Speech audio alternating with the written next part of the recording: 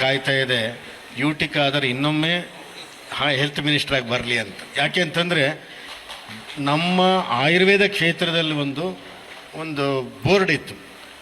ಇಡೀ ಕರ್ನಾಟಕ ಅಷ್ಟೇ ಅಲ್ಲ, ಭಾರತದಲ್ಲಿ ಎಲ್ಲ ರಾಜ್ಯದಲ್ಲಿ ಇದೆ. ನಮ್ಮಲ್ಲಿ ಆ ಬೋರ್ಡು ಅದು ಸತ್ತೋಗಿ ಈಗ 12 ವರ್ಷ ಆಯಿತು. ಆಮೇಲೆ ಯಾವುದೇ ಹೆಲ್ತ್ ಮಿನಿಸ್ಟ್ರು ಬಂದರೂ ಅದನ್ನು ಮಾಡುವಂಥ ಧೈರ್ಯವನ್ನೇ ಮಾಡಲಿಲ್ಲ. ಅದನ್ನು ಆವಾಗ ಮಾಡಿದ್ದು ಕೂಡ ಇವರೇ ಹೆಲ್ತ್ ಮಿನಿಸ್ಟರ್ ಆಗಿದ್ದಾಗ. ಈಗ ಹೆಲ್ತ್ ಮಿನಿಸ್ಟ್ರಾಗಿ ಬಂದಿದ್ದಾರೆ. ಈಗ ಪುನಃ ಅದಕ್ಕೊಂದು ಚಾಲನೆ ಕೊಡಬೇಕು, ಅದಕ್ಕೊಂದು ಜೀವ ಕೊಟ್ಟು ಕರ್ನಾಟಕದಲ್ಲೂ ಆಯುರ್ವೇದ ಬೋರ್ಡನ್ನು ಜೀವ ತರ್ತಾರೆ ಅನ್ನುವಂಥದ್ದನ್ನು ತರ್ತೀರೋ ಹೇಗೆ ಅನ್ನೋದನ್ನು ಕೇಳೋದಕ್ಕೆ ನಾನೊಂದು ಪ್ರಶ್ನೆ ಕೇಳ್ತೇನೆ.